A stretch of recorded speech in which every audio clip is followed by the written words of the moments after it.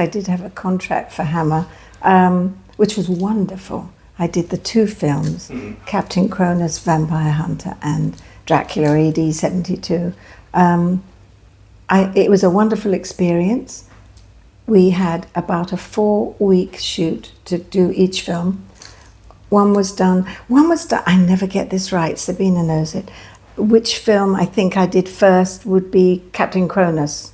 Yes, Captain Cronus was the first one, even though it had a long time to be shown. It was shown in 74, so it had a slow release, because at the time, I think all the Hammer people and Sir James Carreras and maybe Michael Carreras didn't feel that it had what it took to be.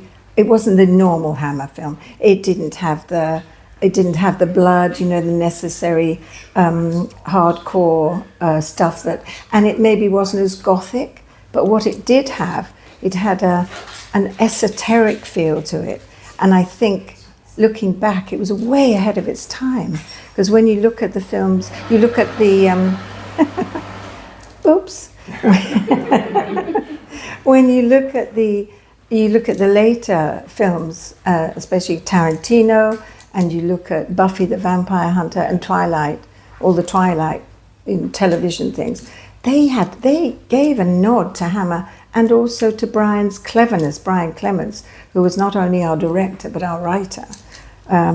So I think it's a beautiful little film, very well crafted. I don't know if you've seen it at all, but it's very clever, and it's different, because yes, it was a vampire, but he didn't drain blood. He drained the youth, and that was where Brian was inspirational, really. Loved working on that film. I liked it because we were outside, and it was very naturalistically shot. We had very little, maybe a few, just the thingies that you put out, the I can't think what you call them, the shiny things that you can shine a little bit. Mostly natural light, mostly shot outside. Interesting weather, because we shot in England towards the autumn, so it was cold.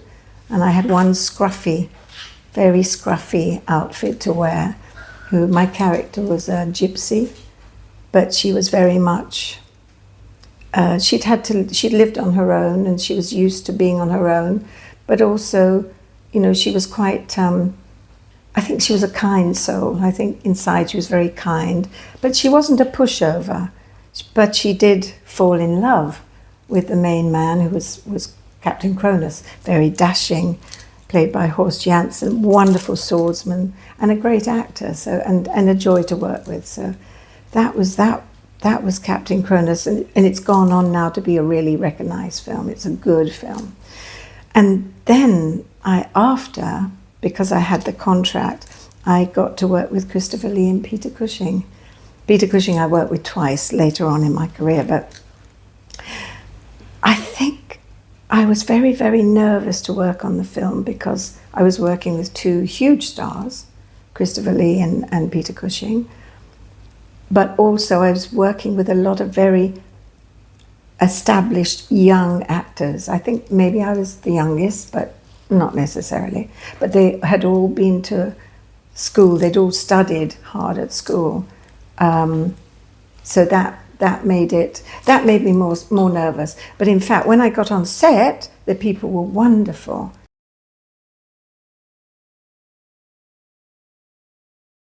That's an interesting question. I did start out as a model, purely by accident, or everything. I didn't choose to be an actress. I had no thought in my head about acting. I thought if I was good at, I'm very dyslexic, so if I was good at anything, the thing I could do the best was art. And even that I wasn't great at, but I thought, that was maybe going to be my way. Maybe window dressing in a shop, maybe, working with fabric, something. But when my school closed down, not due to me, I was offered a place in Brighton by the seaside, south coast. I was offered a place at a Brighton Art College, only for Saturday mornings to break me in. I was only 16. I was very, very young. So I went there, school finished, great. No more trying to read and no more, I could maybe do a bit of art. So went there, did Saturdays. There was a young man there studying photography. And he said to me, well, can I take a picture of you? Can I take some pictures? I said, yes, if you want to. He was older than I was. We took pictures. We went to this beautiful manor house outside Brighton, beautiful grounds. And I remember I had no shoes, barefoot, just very simple, just a jumper, very simple.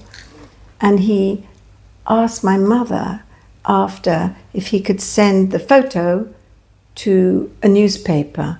There was a very famous photographer called David Bailey. He was married to Catherine Deneuve, way back, and many ladies. But anyway, he was very beautiful and the best photographer possibly, certainly in England and possibly around, like Helmut Newton. He was one of these really fabulous photographers. Anyway, I won the competition. I don't know how, but the picture, my friend at the art school had said, well, won the picture. And then I found myself, I was called, it sounds funny, I was called the face of 1966, and it was all over the newspapers. And my father, we were so, it was strange, to say the least. Anyway, I started, my first job was in Malta. I was working for Vogue, 16 working for Vogue. Anyway, I did that for sweaters, for jumpers. And then after that, the casting people at, from the original Casino Royale, you're all too young to know any of this, but the original Casino Royale came to my modelling agency and they said, we want to choose some ladies to be in the film. Extra, no speaking, extras. So they went, that one. So I was there. Again, strange. But I found myself at Elstree Studios, MGM, and on the set with Woody Allen, as you do, and Orson Welles, David Niven. I mean, huge English-American stars. And I was an extra, and I started, so that was my first foray watching film. I wanted to watch film. I wanted to see. At 16, I asked my director, Val Guest, can I just sit and watch? The other girls went to have lunch. He said, yes, you sit, but you're very quiet. You can just look. That's what I did. Because I had no training, which I didn't really think about at the time, I absorbed what I was seeing. I was watching the lighting. I was watching the actors working, see how they worked. I was watching the director. So I always... It sounds funny, but I call myself a little sponge. So I absorbed, and that was my first. That was my first. And then after that, things seemed to come to me, to my agent and to me, and through an advert I did in England, which was so in England I was. Again, strangely chosen to do these big billboards, huge billboards, posters, all around England.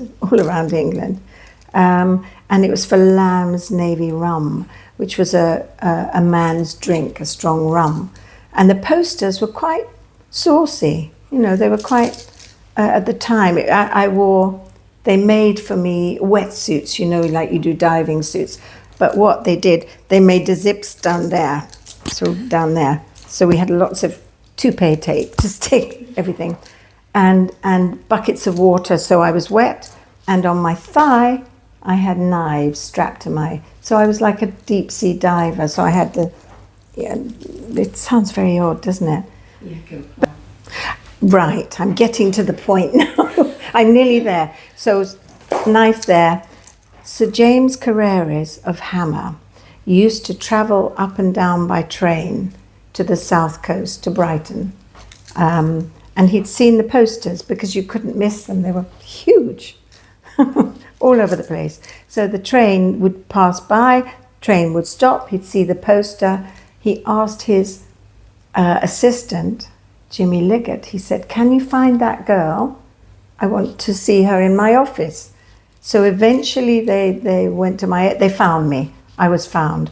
Went to the office, we had an interview, and he said, "I'd like to do a screen test." We did a screen test with a wonderful director called Peter Collinson, one who did big films, and he was great. So we did the screen test, and then after that I was offered a contract to do the 2 films, which I did, Dracula A.D. 72 and Captain Cronus. And I tell you what, talk about family. It was Sir James Carreras and Michael Carreras, his son. And it worked well. It was like a well-oiled machine because they'd been doing the Dracula with Christopher and Peter for many years before. So I came into it in the 70s, early 70s, and a little bit towards the end of Hammer, sadly. But I got to do these 2 wonderful films, and I stand by them. Especially Dracula A.D. has a special place in my heart because having not been trained at all theatrically, I became the character. For that time, that moment in time during the filming, I was that hedonistic, young, carefree girl, Laura Bellows. I actually became her, and I realized I had become her, and it was a very strange thing. It was an important scene too because it was his first bite. So I was his first bite, and I'd asked Alan Gibson I don't want to see him before he comes out dressed as Dracula, because I got to know him on the set before. So when he did come out, we did the first bit of the scene on the altar with Christopher Neame, a wonderful English actor. We did that, lots of blood, lots of improvised. We could only do 1 take because I just had that, so we did the 1 take with that. And it felt good for both young Christopher Neame and myself. It felt good. And I fell off the altar. I kind of did because I was in the moment. And then through the curtain, through the church, it was a deconsecrated church. Then he came. And when I saw him in his full garb, white face, red eyes, black cape, red lining, I was there. I was that girl. I was Laura Bellows, and I was frightened. And we had no rehearsal with it. We had no rehearsal. So we just went with what came naturally. And then the bite, and then I was gone. But yeah, that was a true moment for me as a young actress, thinking, yeah, I want to do this. I actually think I can. But having said that, sometimes, actually a lot of times on film, I haven't got that. I haven't got, as I've said, to the sweet spot. I haven't got there. So therefore, you know when you're faking it. You know when it's real and when it's not. And a lot of times I've been very disappointed in what I've done. But for Cronus and Dracula, I stand by them. I think they're lovely films. And also John Gore is now the new head of Hammer, and he's reviving a lot of stuff. And I'm so excited to see if he's going to make more films. So Hammer holds a really good place in my heart, very special. And I think they're great films. They have a bit of everything. And especially R2, because we had Peter and Christopher. And the other one was the swashbuckling. So it was a nice mix. I was so lucky. Right time. I'm a fan. Listen, I love film. I do a television program in England called The Cellar Club, and it's on every Friday night. And we see a lot of old films, a lot of films dating back to the 40s, 30s and 40s, a lot of black and white films, and we talk about them. So I'm just addicted to film. My mum used to take me when I was a little girl to see film. And I fell in love with it then. Film and music. I like music too, but yeah. Thank you.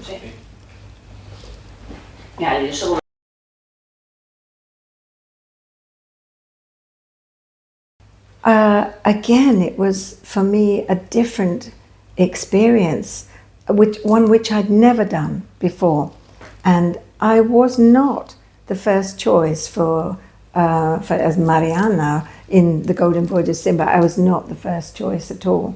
They wanted Ray and Charles Schneer, who was the producer, wanted a big name, obviously, because it had a budget. Hammer was small budget. This was bigger, because I think it was Columbia Films, Columbia Pictures, I think it was. So they wanted, actually, I think they wanted, she's no longer here, but she was wonderful, Raquel Welch. I think that was their first choice, a big American name.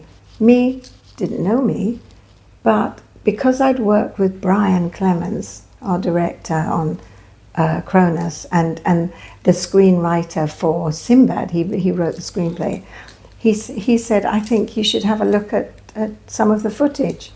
So reluctantly, Ray and Charlie Schneer, the producer of Sinbad, came and they saw some footage. And then after that, they thought I was right to play Mariana. And so I went on to play Mariana.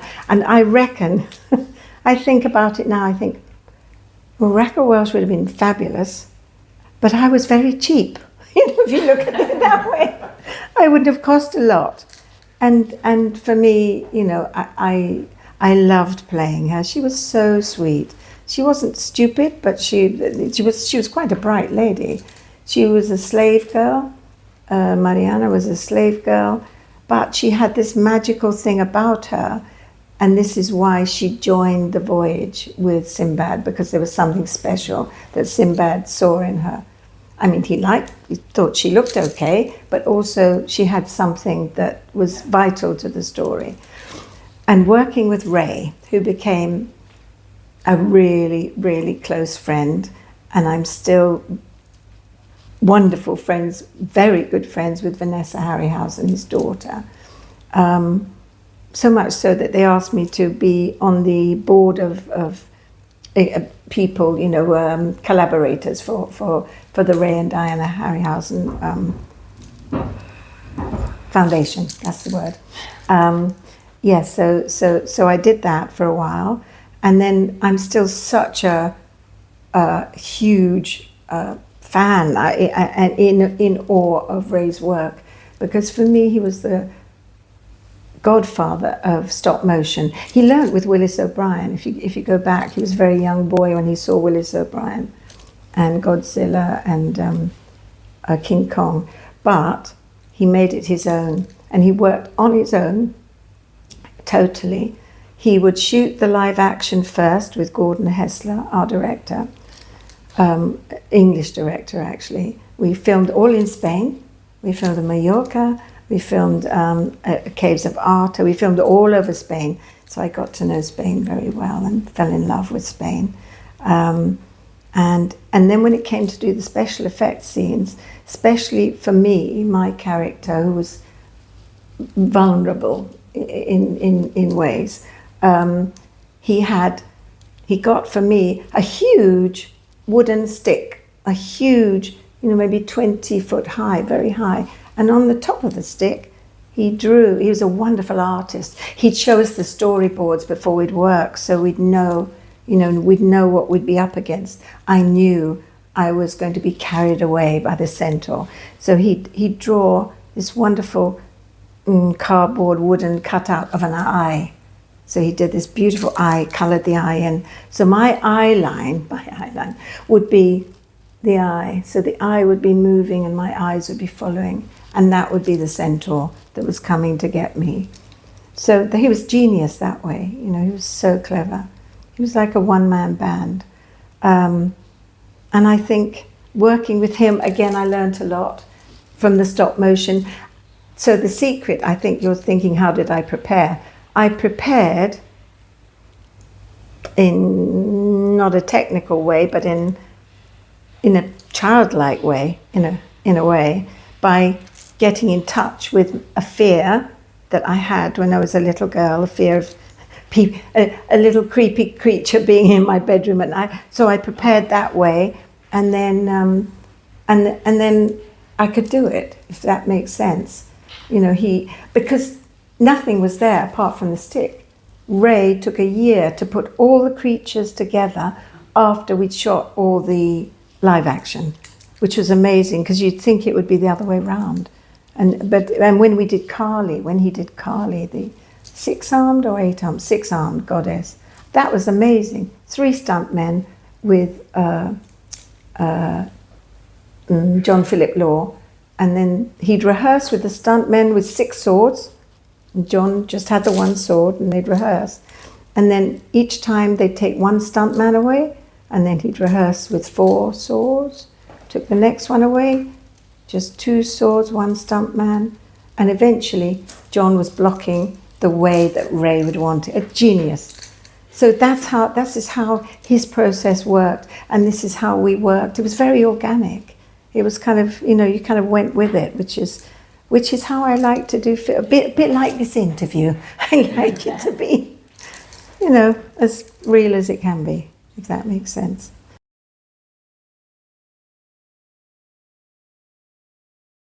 It was a homage to Ray. Luigi was a homage to Ray, because he loved Ray's work, and he met Ray, and he thought he was genius. So the nod was in Star Crash, was with the golems and the creatures, was a nod to Ray, and a lovely one too, homage to Ray. I loved working with Luigi. He was hard working. He's very passionate about film and very knowledgeable. And I think he's been to B-Retina. I know he has. Did you meet him? Oh, wonderful. How did you find him? Lovely. És increïble. El vaig conèixer a Sitges, el vaig tindre l'oportunitat d'entrevistar-lo aquí. És una persona increïble. His passion and his knowledge of film, and he writes books. I just adore him. And his wife, was she here, Letitia? Yes. Yeah. No, she's always there. She's his rock. Yeah. No.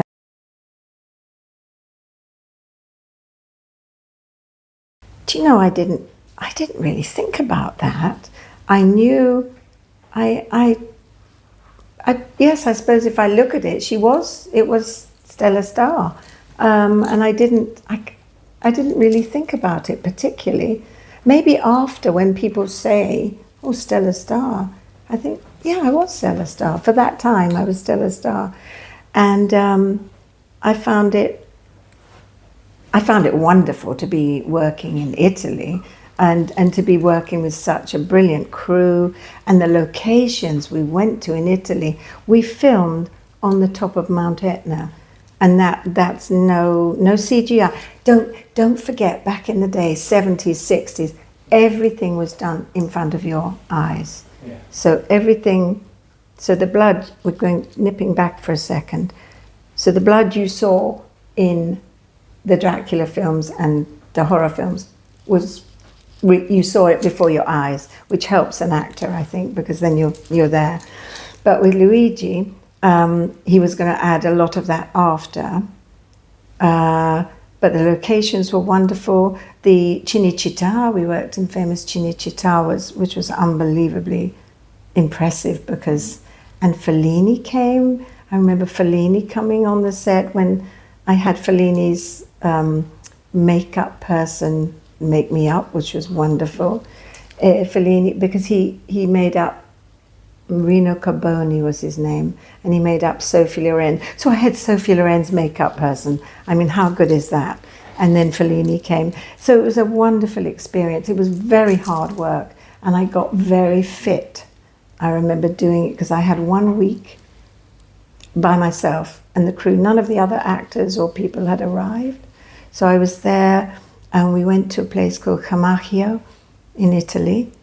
It was near Bologna. So we went there, and I filmed for 1 week running through the marshes.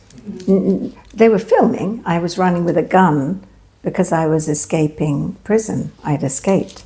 Stella had escaped.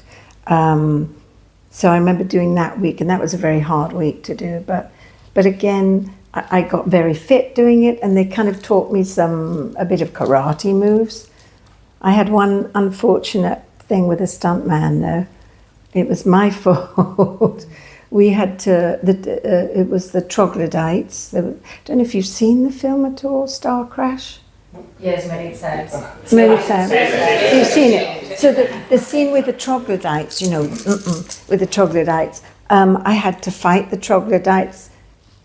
David Hasselhoff had rescued me. David Hasselhoff, funny, wonderful, wacky, but very sweet too, very sweet. He rescued me, and then we had all the troglodytes around us, and they were stuntmen, and Federico was the main stuntman who arranged it. So I had to fight with two stuntmen. So we blocked it. And I remember Luigi saying, and Federico saying, you know, when Motove, when you go, you go, Stella Star goes, and you do what we taught. So, right, I'm ready, I'm Stella Star, I can do it. I'm scared, but I can do it. So the stuntman, the troglodyte, came at me, but before he came at me, Luigi said, Motove, boom. And his nose, I hurt his nose, I hit his nose bled. And Stella Star cried. Terrible. I cried. That was awful. I did. I was so upset. I'd hurt his nose. He was okay, because I went up, I said, yeah, okay. Tutto va bene. He said, sì. But there's blood. I thought, no, it's not okay. I got another stuntman. And Luigi said, Caroline, you went too quick. I said, but you said Motove. He said, yes, for the men, not you. So I got it wrong. So I was very careful the next time. And he ducked. Sorry.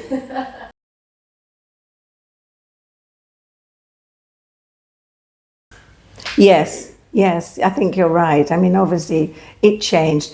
It actually started to change, I think, certainly for Hammer, it changed when the Americans started with The Exorcist, and a lot of the Texas Chainsaw, a lot of the hardcore horror films came from America. So Hammer did not, even though it was legendary and had wonderful history, and it was a gentler, form of horror, I think America started to have really good films coming in.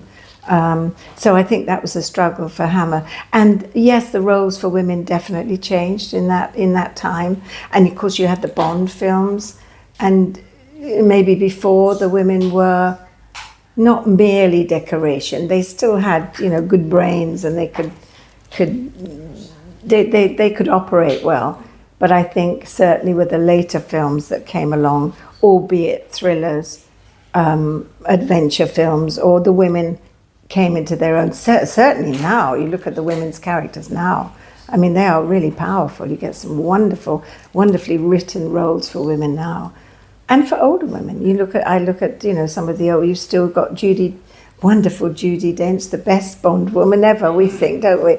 Best Bond woman ever. I mean, she's still going strong. She's unbelievable. And Helen Mirren. I mean, these wonderful English actresses that are still going. So roles have definitely.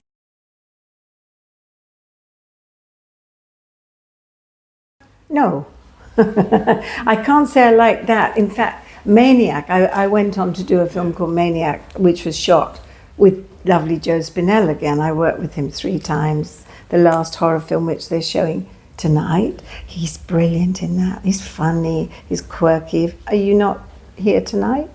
Oh, you are here tonight. Oh, lovely. Have you seen the film or not? No. Oh, you have seen it.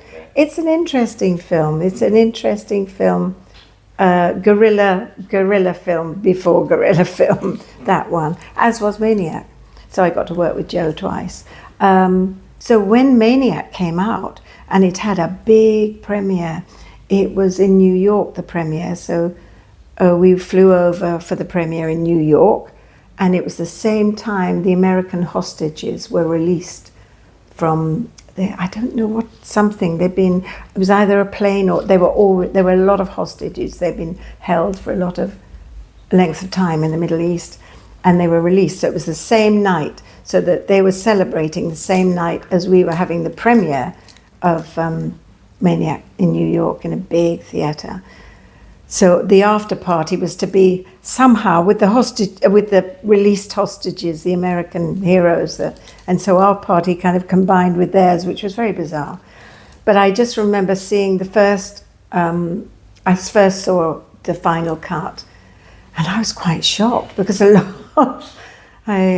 was with my husband at the time, and we were quite shocked because what on the written page was not necessarily what was on screen. It was brilliantly done. It was Tom Savini, at the kind of not pinnacle, but the start of his extraordinary career, and the effects were really mind-blowing, at the head-blowing in his case. But at the time, they were really quite graphic.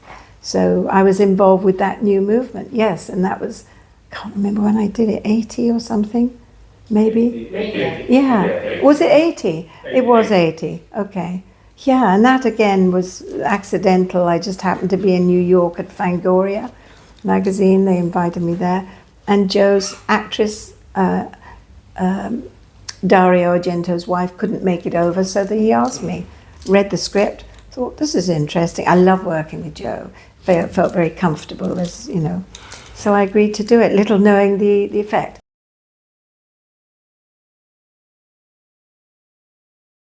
It is a strange thing, because it makes me feel very humble if people have seen my work. I feel very humbled by it, and excited that they bother to come up to me and say hello. It happens in England a little bit, not all the time. I go out in my jogging and my hat and very, very simple. But if I go to shows, it happens a lot when I go to the conventions and things. And I think it's a lovely thing that people do bother to come and see, if they come and see me at the events, at the conventions, because it's a sort of a give back in a way, because they come and it's a meeting. It's a thank you from me to them, and it meets in the middle. You know what I mean? Do you understand? It's lovely. I feel very humbled by it. I'm still amazed at my age now that I still get to work, which is incredible, and come to places like B-Retina in Barcelona. I hope I said that right. 10th anniversary of it. Yay! Well done, our boss Sabina. Thank you. Who sits here. Muchas gracias a todos.